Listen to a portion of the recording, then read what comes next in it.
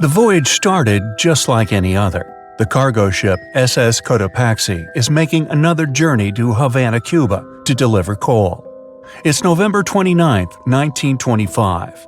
For Captain Meyer and his crew, leaving Charleston Port, South Carolina, it will be the last trip the ship ever makes. Its route ran through the Bermuda Triangle. 2 days into the trip, the Cotopaxi sent out a distress signal. It had got caught up in a strong tropical storm and turned over on its side. The wind was very strong and there was powerful lightning as well. Rain gradually filled the ship's hold. Then there was a bright white flash, and the ship disappeared without a trace. Later, its wreckage was found in the Gobi Desert, which is in a completely different part of the world. All 32 crew members, including the captain, were missing. Of course, the part about the Gobi Desert is fictional. For one of his movies, Steven Spielberg came up with the idea that the ship was moved there by aliens. Still, in real life, the ship was never found, and its crew really did disappear. It was officially declared missing a month afterward, and nobody could find the wreck. It seems like a classic case of mysterious things going on in the Bermuda Triangle. But most mysteries are solved sooner or later. In 2020, the Cotopaxi was found. A man named Michael Barnett had moved to Florida to study shipwrecks off the coast. One wreck in particular really caught his attention. It was much larger than the others, and the locals called it the Bear Wreck. It was about 40 miles from St. Augustine in northern Florida, but no one had ever managed to identify the rusty hull. So Michael started to do some detective work. He measured the size of the shipwreck and started working through all the information he could find. He researched hundreds of old newspapers, leafed through insurance records, and looked at artifacts found on the wreck. After hundreds of hours of hard work, Michael was sure it was the Cotopaxi. But a few years before, there had been a rumor that the same ship had been found off the coast of Cuba. The Coast Guard found the wreck of a cargo ship about the same size that looked a lot like the one lost in 1925. Michael was sure they were wrong, so he teamed up with some science journalists and kept investigating. Soon they discovered something that seemed to confirm Michael's belief. Divers found brass valves with the letters SV on them in the wreckage of the ship. Michael suggested these initials referred to Scott Valve Manufacturing Company. The headquarters of this company was in Michigan, not far from where the Cotopaxi had been built. The company had probably supplied parts for the Cotopaxi. So the puzzle seemed to be solved. The Bear Wreck was really the missing cargo ship. But Michael still needed to work out why the ship had sunk. Did something mysterious really happen to the Cotopaxi in the Bermuda Triangle? Later, Michael found the testimony of the ship's carpenter among some old papers. The carpenter claimed that the hatches covering the coal on the ship had been in a terrible condition before it sank. Repair work on the covers wasn't finished before the crew got the order to sail to Cuba. So if the hatch covers were still broken during the trip, water could have easily gotten on board. This water probably flooded the hole during the tropical storm. This was the real reason why the Cotopaxi went down. There was really nothing mysterious about it. It was just a mistake made by ordinary people. But this is just one example out of dozens, or even hundreds, where ships and planes have gone missing in the Bermuda Triangle. We still can't explain some of these incidents. It seems like there really is something weird going on there. One of these strange events happened in 1948. A passenger jet was headed for Miami from San Juan, Puerto Rico. It disappeared in the same area as the Cotopaxi. The 32 people on board vanished without a trace.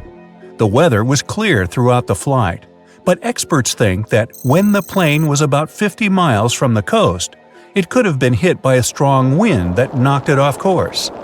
Years later, a similar plane was found in the area of the Bermuda Triangle, but because no one could work out the registration, it was impossible to say for sure if it was the same one. Something even stranger occurred not long before, in 1945. 5 planes went missing all at the same time. Some trainee pilots were practicing their navigation skills. But when they'd finished, it seems they couldn't find their way back home and disappeared. Many people assume they just ran out of fuel. This seems likely, but still, the circumstances were really strange. The trainees were being supervised by an experienced pilot who had 2,500 hours of flight time. He would never have let a group of newbie pilots get that far away from their base. Even now, people still debate what could have happened. Some insist the pilots ran into something supernatural out there in the Bermuda Triangle. But who knows? And here's another freaky thing that happened there which no expert has been able to explain: time travel. In 1970, Bruce Gernon was flying a plane from Andros Island to the Florida coast. When he was at 11,500 feet, a giant cloud appeared in front of him. It kept getting bigger and bigger, and he had no choice but to fly through it. As soon as he did, the plane was surrounded by darkness. It was as if the day had turned to night in a split second. Suddenly, Bruce began to see white flashes of light around him. They were so bright that they lit up the entire sky. But they weren't lightning bolts, although he couldn't really explain what they were. The plane continued through the strange cloud for almost a half an hour. Bruce noticed that the cloud changed shape during this time. The space around the plane turned into a tunnel. Then the tunnel started narrowing. Bruce became really tense as he tried to cope with the plane's controls. All his instruments and navigation equipment were going crazy, and the electronics stopped working. Then, a white light appeared at the end of the tunnel. Just like in the movies, the plane escaped the closing cloud tunnel at the very last second. Everything was fine, but now Bruce found himself in some white fog. He had no idea where he was. Then he managed to contact ground control. He was shocked when he learned that his plane was already in the airspace above Miami. It seemed that something impossible had happened. Bruce was meant to cover a distance of about 250 miles during the flight. This usually took 1.5 hours, but he had managed it in just 47 minutes, almost 2 times faster than normal. When Bruce landed, he went to check the amount of fuel left in the tank. It turned out he'd used up a lot less than the normal amount of fuel as well. Could there be a logical explanation for the time-traveling plane? Well, records show that a large number of sunspots were detected on the surface of the sun that day, and there was a strong solar wind. This could easily have made the electronics and devices on the plane go crazy. But what about the mysterious cloud? The Florida coast is a place where 2 large air currents meet. One has a high pressure and the other is a low pressure one. This causes a lot of storm clouds in the area. But people still debate how Bruce was able to cover the distance so quickly. Some people say that some kind of mysterious dark energy was involved. Others say it was a gravitational anomaly that curves space and time. Others think that Bruce is just a fraud. We still don't know the truth. So, is there really something supernatural about the Bermuda Triangle? Or is it all just coincidences and made-up stories? The truth is that no more planes and ships disappear in the Bermuda Triangle than anywhere else in the world. Strange things occur in the cold waters of Antarctica. One of these things happened to a ship called Jenny. It was a small schooner whose history began in 1822. The boat and its crew set sail and disappeared a year later. For 18 years, the ship was considered sunk. People forgot about it, but in 1840, the vessel reminded the world of itself. That year, the whaling ship Hope sailed through the Drake Channel in Antarctica. The crew members noticed a ship among icebergs. It was the schooner Jenny. It was floating slowly in the dark, with no signs of life. The captain of the Hope, Mr. Brighton, gave the order to approach the mysterious vessel. They thought it was some creepy ghost ship, but as they came closer, they noticed crew members on the deck. The sailors of the Hope called out to them, but received no answer. This time, it became clear that something terrible had happened to the Jenny. When Brighton boarded, he realized that the Jenny crew members weren't missing. They were here. Frozen people stood like statues. Brighton went down to the lower deck and found the captain. He was sitting frozen at the table, holding a pen. Brighton looked at the logbook. The last record was made on May 4th, 1823. The captain wrote that he was the only living member of the crew. They spent 71 days without food. It seemed that the ship got lost in the sea because its captain went off course or sailed into an iceberg, but no one knew for sure. After that, nobody ever saw the Jenny again. According to rumors, the crew of the Hope abandoned the frozen ship and left it to drift in the cold waters. According to other rumors, this whole story is fiction. The story of the Jenny was described in a German magazine in the middle of the 19th century. Still, there was no further evidence of the ship's existence. Already in our time, Cambridge University decided to explore the case of the Jenny. The researchers discovered that one of the crew members of the Hope, who didn't disclose his name, told someone the legend of the frozen ship. Someone shared the story with another guy, and it was published in a German magazine called Globus. And that's all. There was no other evidence. One of the most famous ghost ships was the Mary Celeste, and there's no doubt about its existence. The history of this vessel was documented in court. People wrote about it in newspapers, but the most exciting thing is that the ship continued to be used even after 10 people disappeared from its deck. The history of the Mary Celeste began in Canada in 1861. When it was first built, the ship was called the Amazon. It changed captains several times, and it also hit some rocks. The boat was sold, bought, then sold again, repaired, and sailed under the name Mary Celeste. In 1872, it had a new captain, Benjamin Briggs. He was a decent, brave man with a lot of experience in navigation. He had a beloved wife, a daughter, and a son. When he went on his last voyage, he took his wife and daughter with him, and his son stayed in America. In November of 1872, the Mary Celeste sailed from the port in New York with 10 people on board and disappeared. 8 days later, another ship, the Dei Gratia, also left New York and followed the same route. Dei Gratia's captain, David Morehouse, noticed the Mary Celeste and immediately realized something was wrong. The ship was moving too freely, as if no one was controlling it. The captain tried to contact the crew members, but no one answered him. Then, together with other sailors, he climbed aboard the Mary Celeste. The ship was in good condition. There was no damage. The hold was slightly filled with water, but it could be easily pumped out. Everything seemed fine, but one lifeboat was missing.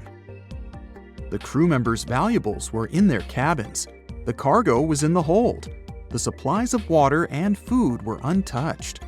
Judging by the records in the logbook, the ship was caught in a storm, but it was not too strong. Other ships also sailed through this storm, but nothing bad happened to them. The last record was dated November 25th, and it claimed that everything was fine. The sails of the Mary Celeste were slightly damaged, but perhaps it happened after the crew had disappeared. The whole ship was in excellent condition, but what made the people leave it? Part of the crew of the Dei Gratia stayed on board the Mary Celeste to bring it to dry land. Everything went well. They delivered the ship to the closest port. Next, the captain of the Dei Gratia appeared before the court and told about what had happened. However, the prosecutor and the judge didn't want to believe in the story of the Mary Celeste. They were sure the captain got rid of the ship's crew to get money for its cargo. According to the maritime laws of that time, if you found a ghost ship with valuable cargo, then a substantial part of this cargo belonged to you. So, many people thought that David Morehouse decided to earn some money. This version seemed to be more valid than the one about the mysterious disappearance of 10 people. Fortunately, no one accused the captain of committing a crime. They thanked him for his service and gave him a monetary reward. However, His reputation was damaged, which greatly affected his career, as many believed he attacked the crew of the Mary Celeste. But even after this terrible case, trial, and investigation, the story was not over. The Mary Celeste was still an expensive and efficient vessel. It sailed several times, but then one captain crashed it into the reefs to get insurance. The court revealed this deception and accused the captain of intentional property damage. The story of the Mary Celeste became famous all over the world. People began to build their theories, realistic and not. Someone believed the ship had sailed through the Bermuda Triangle, but this version was quickly refuted, as the route of the Mary Celeste passed thousands of miles away from the Bermuda region. Did the Kraken or another giant monster attack the ship? Nope. Since the boat was found in almost perfect condition, there were no signs of a struggle.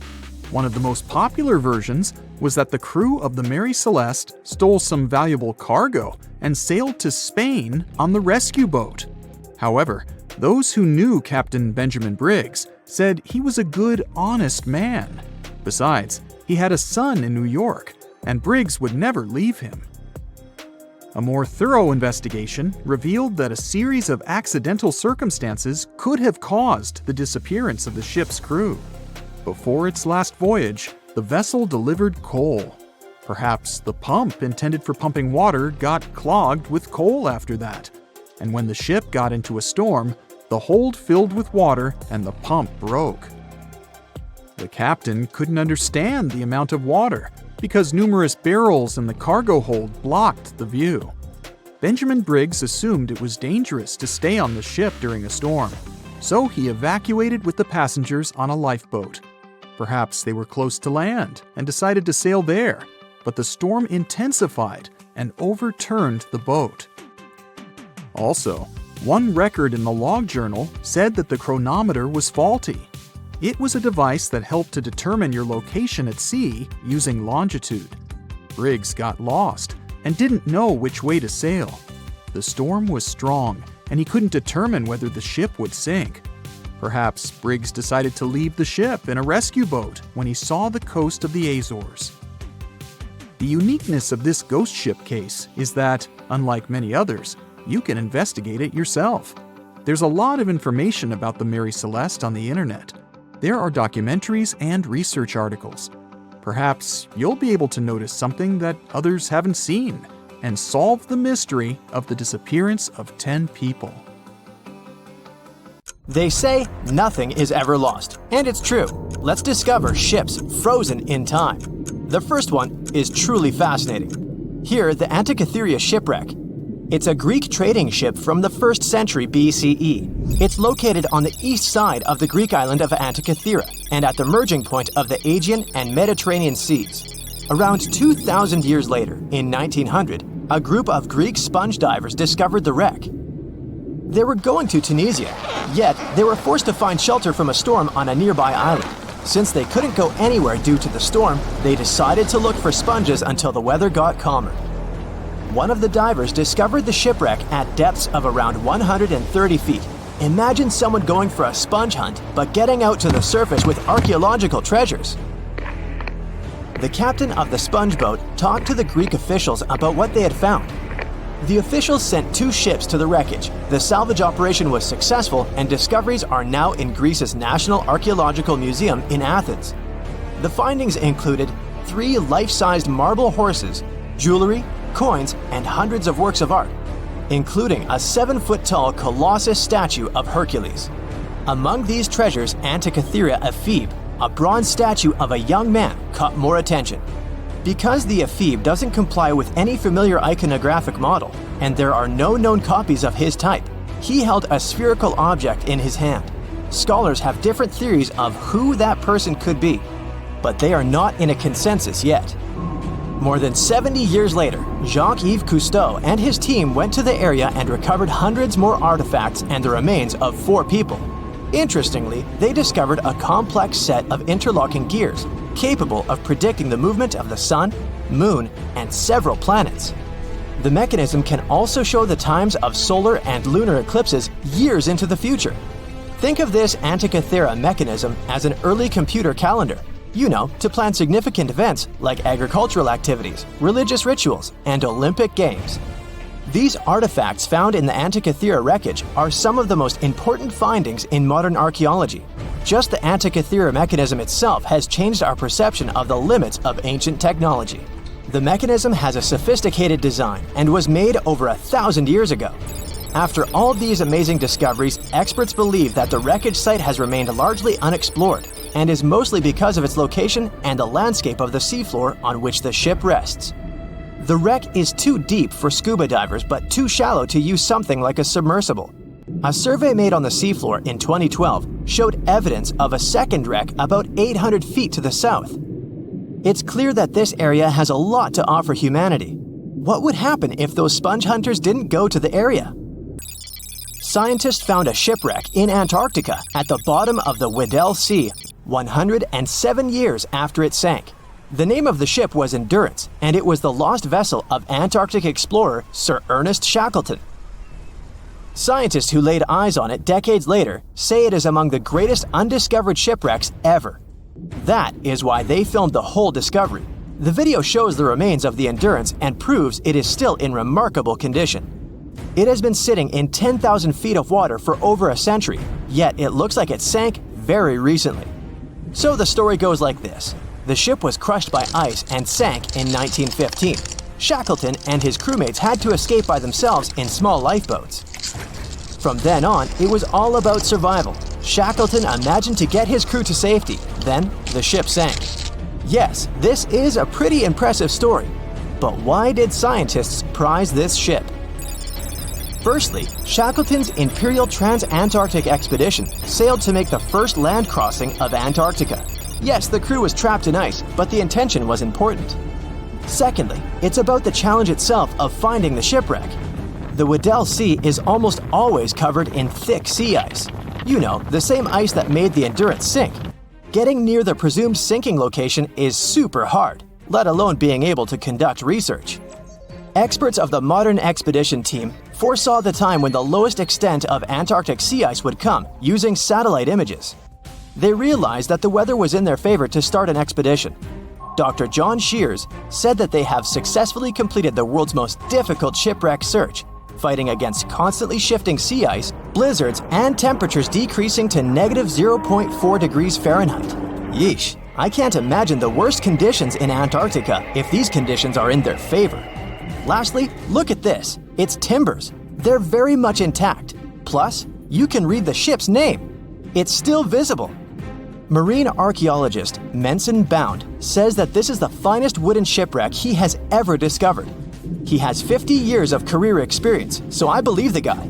So how come the wood is not rotten? Dr. Michelle Taylor, a deep-sea polar biologist, said that there has been little wood deterioration because the wood-munching animals are not in this forest-free region of Antarctica. Workers of a coal mine in East Serbia discovered 3 shipwrecks that had been there for at least 1,300 years. The largest shipwreck is an ancient Roman fleet. It's around 50 feet long with a flat bottom. It's estimated that the ship could carry a crew of 30 to 35 people. Looking at its hull, you can see the marks of repairs. Wow, this one had a lengthy career. It gives us insight into more than 1,000 years ago. The 2 smaller vessels, on the other hand, match descriptions of boats used by Slavic groups to attack the Roman frontier. These 2 have been discovered under mud and clay in an ancient riverbed. Apparently, in those times, there was a Roman base in a place called Viminacium City. Interestingly, Viminacium was a provincial capital with an estimated 40,000 inhabitants in the 4th century CE. For comparison, it was even larger than Pompeii. The Kostelach coal mine is a center of hidden gems. Archaeologists had found evidence of ancient human and animal activity here before. For instance, in 2012, experts found bones of at least 5 woolly mammoths, which went extinct about 10,000 years ago. Canadian archaeologists found a ship 150 years after it went missing in the Canadian Arctic waters. This merchant ship is called HMS Investigator. It was purchased in 1848, to search for the explorer Sir John Franklin's ship that got lost in the Northwest Passage expedition. So, HMS Investigator left Britain in 1850 for this rescue operation. The expedition crew, captained by Robert McClure, sailed the Investigator into the water. He realized that he was in the final leg of the Northwest Passage, the sea route across North America. But before he could sail into the Beaufort Sea, the 122-ton ship itself got stuck in the thick ice. The crew spent the winter over the Prince of Wales Strait. The following summer, McClure tried again to sail to the end of the passage, but the ice blocked his way once more. Here, too, the crew was forced to leave the ship. He steered the crew into the Bay of Mercy. There, they were to remain until 1853, when the crew of the HMS Resolute rescued them. Imagine a crew of 60 people who had to spend 3 winters in the Arctic without even knowing if they would survive. Later on, the ship was found sitting upright in about 36 feet of water. It was in very good condition. Arctic water has prevented the outer deck of the vessel from deteriorating quickly. The outline of the ship and its timber can be clearly seen. Plus, archaeologists have uncovered artifacts on land left by the sailors. They had unloaded everything before abandoning the Investigator. 3 sailor graves and 1 British naval shipwreck had also been discovered in the area. I wonder what else they could find there. Wow, it's the only place where 1 minute you're learning 17 natural ways how to get rid of houseflies, and the next, you're taking an epic journey straight into a black hole. More than 10 billion, with a B, views in total. That's 47 billion minutes watched, or more than 70,000 years. That's all the way back to the Ice Age. No, I wasn't around then. 40,000 videos, hundreds of topics, and most importantly you, a whole 44 million of you. Our viewers. We could populate an entire country if we wanted to. We'd like to continue helping you learn and giving you useful skill improvement tips. Got a thirst for knowledge? We've prepared 4 masterclasses on creating a 2D character animation from scratch, 10 hours of video lessons, practical tasks using professional software, and additional materials that you can use with your own projects. Get the full course now and create your own animated masterpiece. Thick fog is rising over the ocean as the sun is slowly sinking towards the horizon. It's hard to see further away than a few dozen feet, but that's enough to notice a hulking, skeletal shape in the distance. As your ship approaches the figure, your heart beats faster, and then you make out the details of another vessel, abandoned by the looks of it. Ghost ships do exist, and their mysteries aren't always solved. Take MV Joyita, for example. It was a wooden vessel built in 1931 as a luxury yacht. It had served well to various people over 20 years before it was bought by a Samoan sailor and became a merchant ship. In 1955, though, Joyita's service came to an abrupt and mysterious end. On October 3rd, it set sail for another trading voyage that should have taken no more than 48 hours. Delays happen in the sea, so when Joyita didn't arrive on October 5th as scheduled, there was little worry yet. But then it failed to come on the following day too. There was no distress signal or any other sign of Joyita's presence anywhere between its departure and arrival points. A search and rescue party was dispatched to find the ship, and for 6 days, they were scouting the area of nearly 100,000 square miles. On October 12th, the mission returned to the base empty-handed.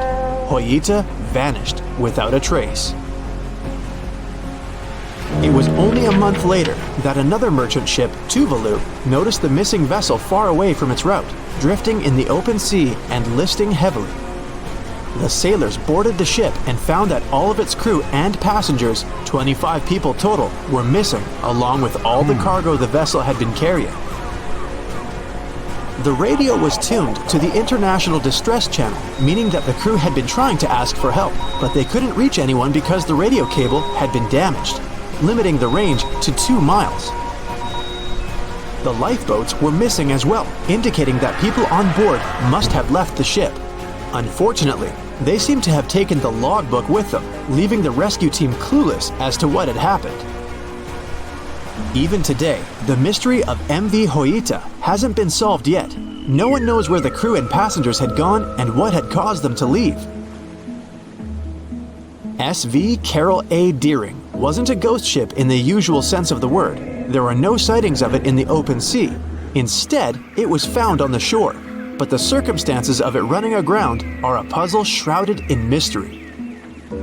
Carroll A. Deering was built in 1919 in Maine, and it was a large vessel made for commercial voyages.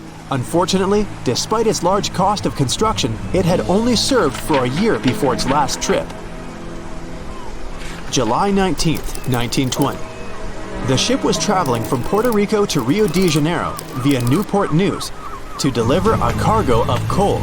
It was almost halfway to the final destination when the captain fell seriously ill, and the crew turned back to drop him and his son off and replace the captain.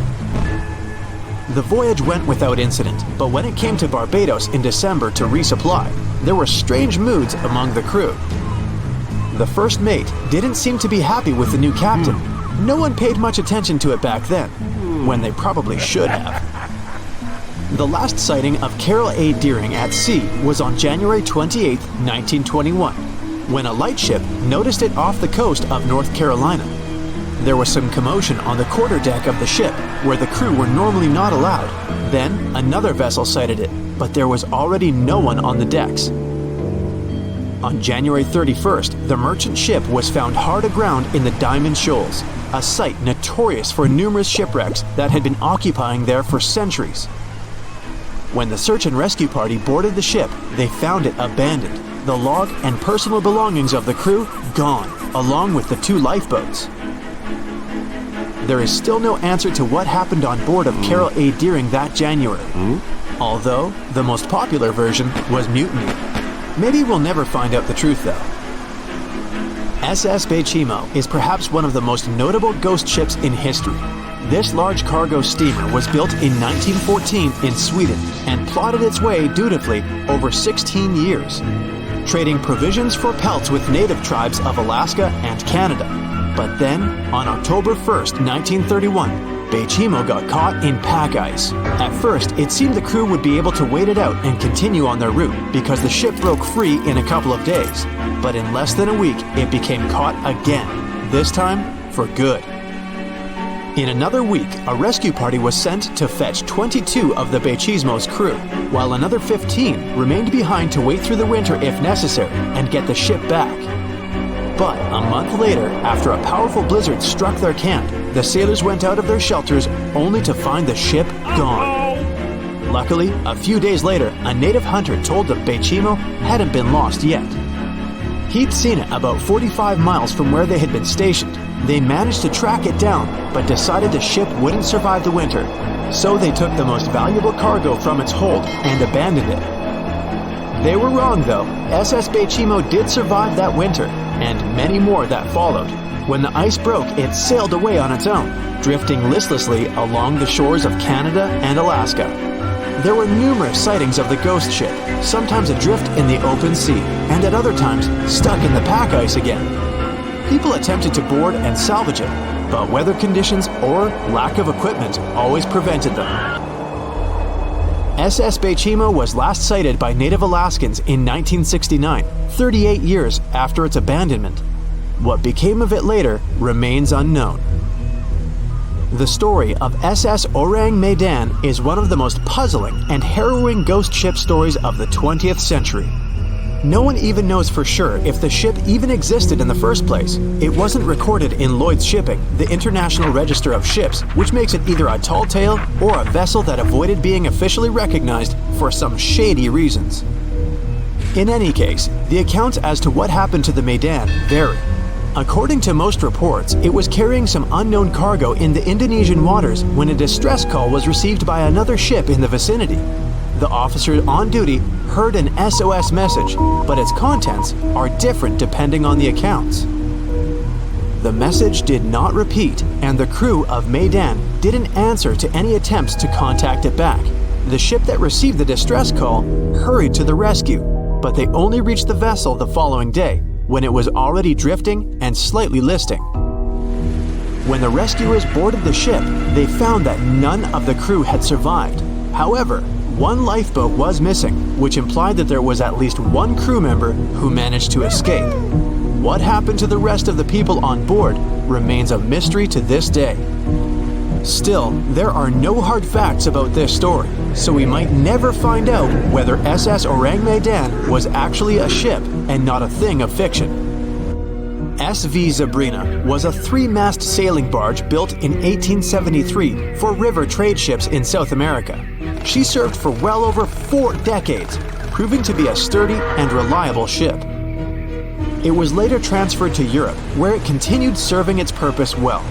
But then, in October 1917, Zebrina set sail on a regular voyage only to be found ashore several days later.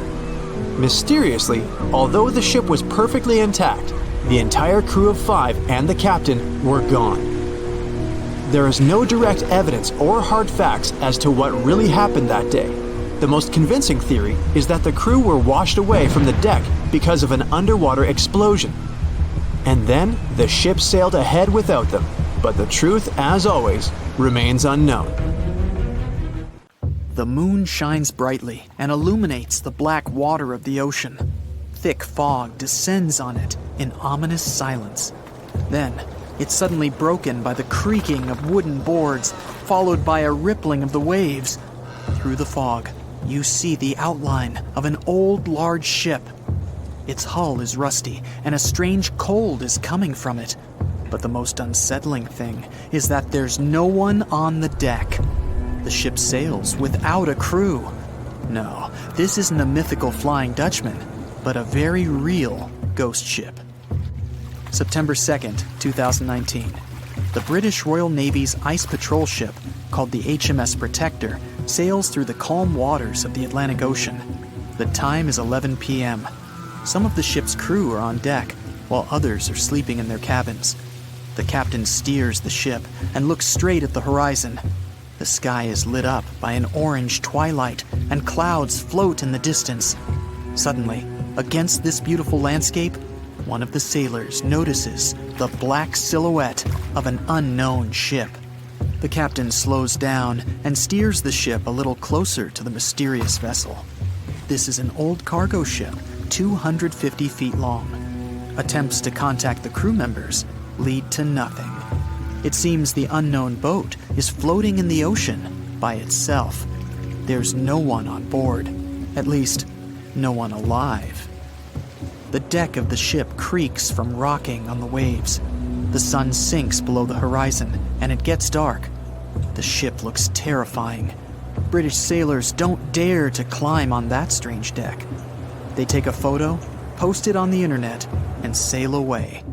Many people on the internet will assume the sailors met a real ghost ship.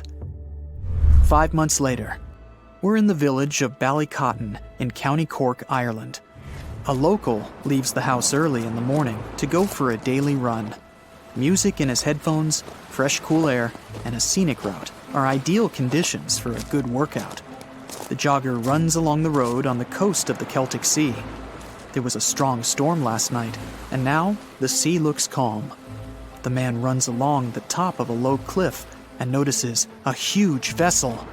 An old rusty cargo ship 250 feet long lies on the beach, right among the rocks. No people on board. It seems the ship has been here for ages, but the local is sure this vessel wasn't here yesterday. A little later, it turns out this is the same ship that the sailors from the HMS Protector saw 5 months ago, thousands of miles from this place. The cargo ship, called the Alta, was built in 1976. Nobody knows who used it all this time and for what purposes. It's only known that in 2017, the ship was purchased by a new owner and marked with the flag of Tanzania. It's important to say that almost all cargo ships are equipped with AIS, Automatic Identification System, which is needed to track ship movements in the ocean. Since 2015, something strange started happening with the Alta's AIS. The ship disappeared from the satellites, then reappeared again. Over the past few years, this ship had changed several names and flags. It's not surprising that its AIS shut off and turned on numerous times. It's said that some of those who disable AIS on their ships do so to hide outlaw activities. The ship's captain Whoever it was clearly didn't want to show the Alta's movements.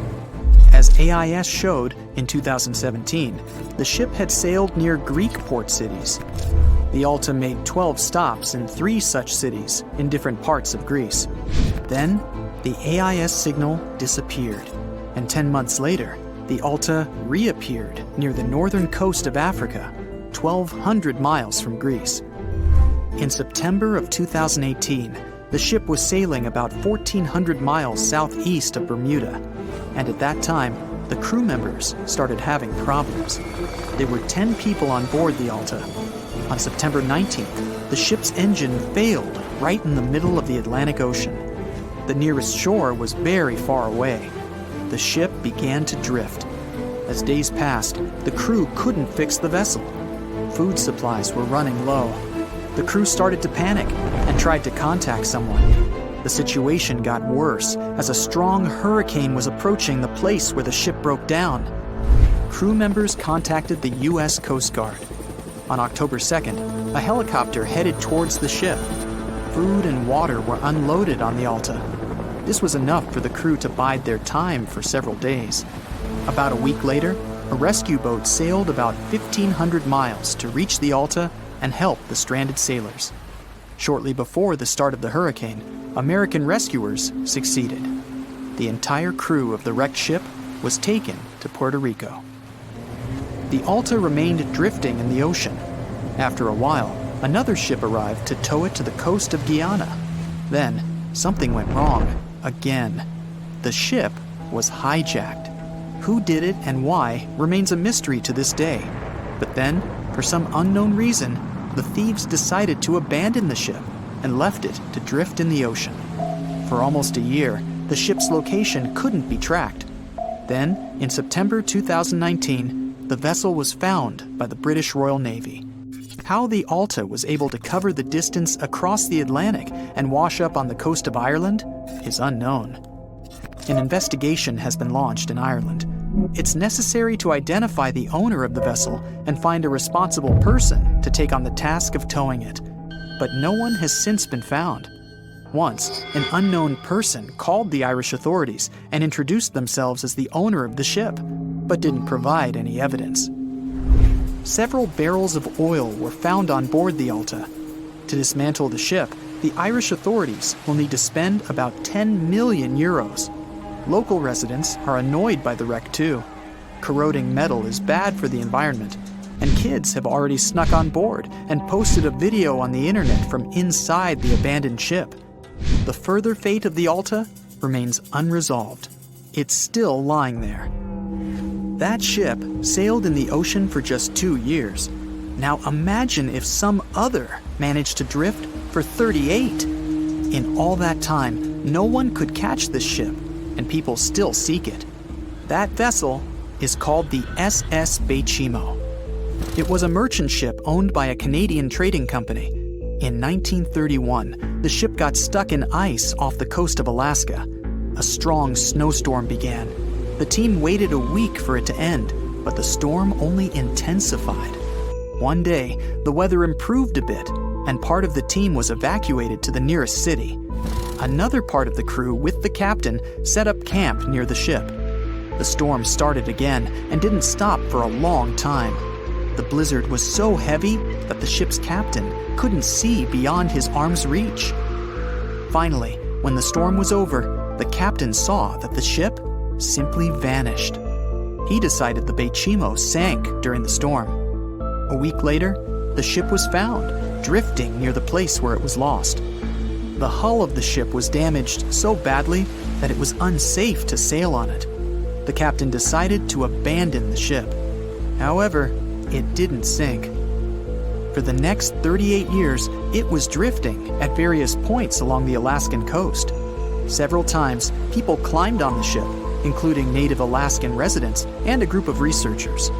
Attempts to save the vessel from the sea ended in failure. The salvage operations were hampered by drifting ice and bad weather. The last time it was seen was in 1969. The ship was frozen and blocked by the ice. In 2006, the government created a special project to find the Baychimo. However, In all these years, the ship still hasn't been found. Its fate is unknown. It's likely that the ship has finally found peace and is now lying on the seabed of the Chukchi Sea. There's a ship drifting somewhere in the ocean without a crew.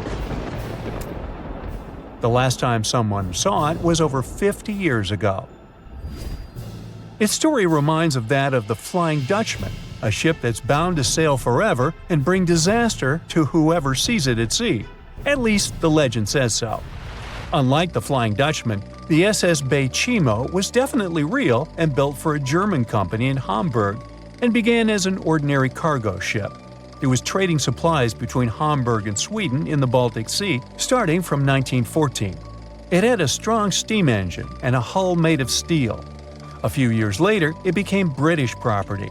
Then, in the 1920s, a Canadian company purchased it for around $18,000, a huge amount of money back then. The new owner, the Hudson's Bay Company, was actively using the ship for several years. They would often send it on voyages from its home port in Scotland to Siberia, Alaska, the Yukon, and the Northwest Territories. It also passed through the Panama Canal and even the Suez Canal, with fur pelts for sale on board. Sometimes it would also transport passengers. It had completed 9 successful voyages before this strip of good luck came to an end. Starting from the 1930s, SS Baychimo would have trouble with ice and storms. When it first got trapped in ice in October of 1931, some of the crew managed to escape to Alaska. 15 of 22 sailors decided to stay with their vessel and try to save it. They had furs and other valuable cargo worth around $58,000 aboard. The company sent them supplies to survive the winter. They set camp near the ship out of the hatches, tarpaulins, and other materials, and offloaded the cargo. At the end of November, a blizzard rushed through the area, and it seemed like it had taken the ship with it. The ice platform had survived, but the ship broke free. Some of the crew members were sure it had sunk. But soon after, they heard from one of the locals who had spotted their ship around 45 miles away from their camp. The crew moved on with their lives, and the ship started its journey as a runaway vessel. People would spot SS Baychimo once a year or so, all the way until 1965. It was mostly spotted off the coast of Alaska. A man going to Nome with his sled dog, along with prospectors, explorers, and treasure hunters, all claimed to have seen SS Baychimo.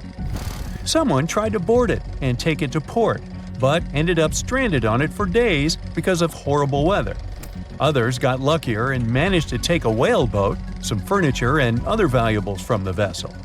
Those who got close to the ship saw that it was damaged and missing the propeller. Still, it stayed afloat without a crew for at least 38 years and became the longest sailing ghost ship in history. In 2006, the Alaskan authorities started a project to solve the mystery of this ghost ship of the Arctic and finally find SS Baychimo, either still above or below the water. So far, the project has not been a success. SS Baychimo remains one of the estimated 4,000 ships that have disappeared off Alaskan shores. If the legend of the 17th century isn't lying, this ghost ship could be sailing somewhere along the Flying Dutchman. It belonged to the Dutch East India Company. Its captain managed to do the impossible for that time and sailed from Holland to Indonesia in only 3 months. They said he was flying over the sea, and some evil tongues explained that he had made a deal with evil forces to achieve that. Once the ship was sailing back home, its captain and crew disappeared without a trace. There are many versions of what happened to it. One of the first ones said it had tried to enter port at the Cape of Good Hope, got in a terrible storm, and sank as there was no captain to save it. Another legend says the captain had refused to obey the skies to let the ship sink during the storm. A scary life form then struck the boat and the crew, and it was condemned to forever wander without rest. Many sailors claim to have spotted the wandering Dutchman. The Duke of York, who was to become King of England, mentioned having seen it in Australian waters. Right after spotting the ship, the man who saw it first fell from the top of the mast and didn't survive. There were more encounters with this legendary ship up to the middle of the 20th century. Ships would nearly collide with it as the Flying Dutchman jumped out of the blue. Scientists have a more logical explanation for this mystery: Fata Morgana, not to be confused with Hakuna Matata. Now, when you're out at sea on a hot day and the air is all wavy, it feels like when you look at the road on a scorching summer day. That's because of something called atmospheric refraction. When light passes through different layers of air with different temperatures and densities, it bends and twists. Sometimes, under certain conditions, this bending of light can create really bizarre optical illusions over the ocean, like sightings of the Flying Dutchman. The Fata Morgana phenomenon can make distant objects appear distorted, stretched, or even lifted above the horizon. So you can see a ship far away, but because of the way the light is bending, it will look like it's floating above the water or even disappearing and reappearing. A Fata Morgana is most commonly seen in polar regions, especially over large sheets of ice that have a uniform low temperature. But you can see it anywhere, even in deserts and over lakes on hot days. The first stories about ghost ships go all the way back to ancient Greek and Roman mythology. One of the most famous ghost ships in history is the Mary Celeste. This brigantine was traveling from New York City to Genoa and was fully stocked with provisions, but missing a crew when it was discovered in the Atlantic Ocean in 1872. The crew's personal belongings were also there, completely undisturbed. The final entry in their log was made 10 days earlier. We still don't know what happened to its crew, and the ship has inspired many spooky stories and legends. The Lady Lovibond was another legendary schooner that is believed to have been wrecked off the coast of Kent in the middle of the 18th century. The story tells that the ship's captain, Simon Reed, had just got married and took his bride on board for a celebratory cruise, despite the superstition that it could bring bad luck. They were on their way to Portugal when the first mate, who is also in love with the captain's new wife, went mad because of jealousy, attacked another crew member, and then took over the wheel and steered the ship straight into the dreaded Goodwin Sands. No one aboard survived, and the schooner is said to reappear as a ghost vessel every 50 years. In present times, many vessels become abandoned and turned into ghost ships intentionally. There are thousands of them floating in U.S. rivers, lakes, channels, and coastal waters. Some people lose their boats in storms and other extreme weather. Others have to abandon their boats because maintaining them can cost 10% of the boat's price. Plus, docking a vessel can add up to several $1,000s every year. Most boats have been made of fiberglass, so an owner can't just recycle them as scrap metal. So, once they want to get rid of it, they often tie it to a dock and sneak away, or leave it floating far away from the shore, or just try to sink it. When ghost ships sink in shallow waters, they can cause damage to coral reefs, mangroves, marshlands, oyster habitats, and wetlands.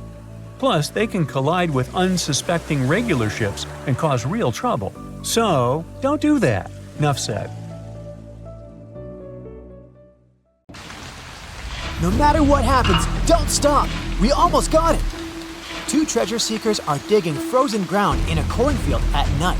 It's raining hard, lightning is flashing, but these two guys keep working. And now the shovel hits something solid. No way! A treasure chest! They start digging faster and find a piece of a ship's engine. What the? Far from the seas and lakes, somewhere under the fields of Kansas City, they found a giant sunken ship. How is this possible? Now you'll see. Some people spend their lives searching for shipwrecks with treasures underground. One of them is explorer David Hawley. He's been looking for such ships far from the seas, rivers, and oceans for many years. He does this because he likes the feeling of adventure. The holds of these ships may contain chests of gold, antiques, and artifacts. And you can get a lot of money for them. David says you don't have to go into the ocean to find a sunken ship. They may be lying in your backyard. But why do ships end up buried underground among fields, farms, and plains? Let's find out using the example of steamboat Great White Arabia. According to old records, the newspaper clippings, this ship had been carrying about 200 tons of treasure before it sank in 1856. Many rumors and local legends said the ship was lying underground, a few miles northeast of Kansas City. It was there because people deliberately altered the riverbed and channels of the Missouri River in the second half of the 19th century. They artificially brought the shores closer to each other. They narrowed the river to increase the flow's speed, so boats could sail much faster. In the 19th century, steamboats were the most popular means of transporting passengers and goods. Before railroads, they extended the western border across the Mississippi and Missouri rivers and brought supplies to people. That's why it was so important to increase the speed of their movement. So, on September 5, 1856, Arabia was sailing along such an estuary. It came across a snag sticking out of the water. A piece of log quickly flooded the ship. Fortunately, all passengers were evacuated. But the steamer and its precious cargo reached the silt bottom of the Missouri River in a few minutes. Several years had passed. Everyone forgot about the vessel. During this time, the course of the Missouri River had changed. But Arabia remained under the wet, muddy bottom. The soil level above it was getting higher, and the ground was losing moisture.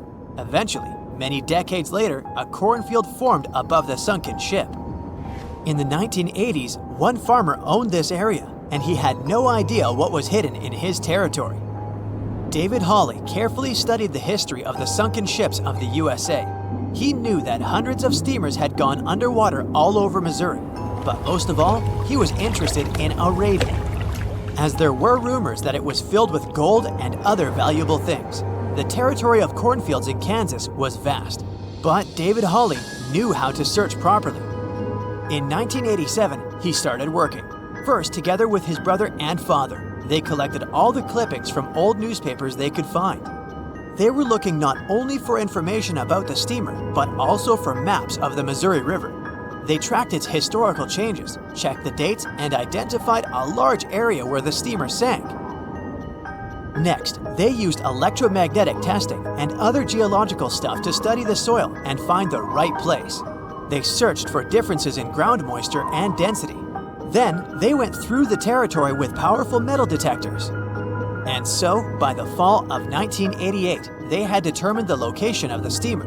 Arabia was the size of a football field. This gigantic vessel lay 45 feet underground, 4 stories down. But before they started excavating, they had to ask the owner of the cornfield for permission. For the farmer, this news was a big surprise. He agreed, on the condition that the excavations would be completed by spring so that he could sow a new crop.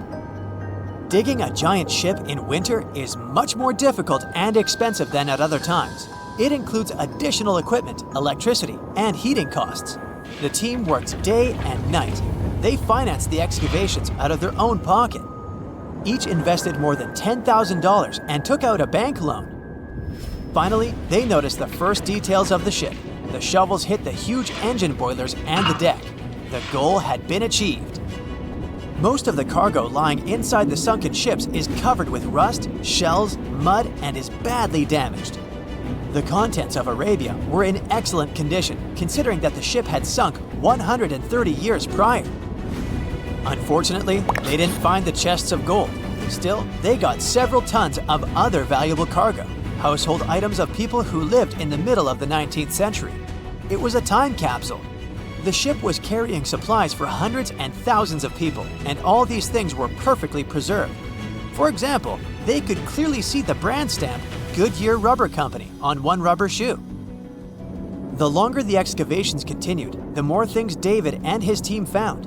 In the barrels, they found plates from the 19th century. They were intact and usable. Also, there were clean clothes, thousands of pairs of shoes, harpoons, frying pans, and umbrellas. The ship was carrying cargo to supply about 16 small towns. Yes, it's not gold, but such artifacts are also precious. The contents of the ship could be worth millions. However, the crew wasn't going to sell these things. They made a museum on the site of a former fruit market in Kansas City. If you go there, you will immediately feel like you're in a department store of the 19th century. There are thousands of items in good condition. Even the matches here are dry enough to light up. It took David many years to present the entire collection from the steamship. He values each of the items and doesn't want to sell them. Anyone can come here, pay for a ticket, and find themselves in the past. Who knows, maybe there's an old ship hidden in your backyard too. Geologists found an older vessel in the hot desert of Namibia in 2008. This ship sailed back in the days when pirates scared sailors on the seas, and now it's inside a dried-up lagoon. The ship sailed from Lisbon in 1533 and disappeared with the crew near a small diamond mining town. After almost 500 years, the hull had been badly damaged. Only the carcass of the ship remained, but the treasure hidden inside the vessel stayed intact. They carefully studied the boat for a long time, trying not to ruin anything. And then, 5 days later, they found a big old chest in the hold. Carefully opening it, they found gold coins there. Thus, the cost of the ship was estimated at about $10 million. The exact cause of the shipwreck is unknown, but experts believe the ship was destroyed by heavy cargo and bad weather. It went to the bottom of a lagoon that later became a desert. Some find an airplane in their backyard, others discover a ship, and one man found a passage to an ancient secret city in his house. This happened in Turkey in 1963. The owners of the building decided to make repairs. He went to his basement and knocked down the wall to turn this place into a living room. And so, behind one wall, he found a tunnel leading underground. The man thought it was some kind of a secret chamber. He went down there and realized it was something much more than that. It was an ancient city 18 floors deep. People built it in the years 780 to 1180 as a refuge from weather disasters and the invasion of enemies. This place also includes many underground tunnels that stretch for several miles in different directions. People could get to the town from different points using secret passages leading to these roads. The city can accommodate about 20,000 residents, livestock, and tons of food supplies. Archaeologists have also found a chapel, schools, stables, and public kitchens there.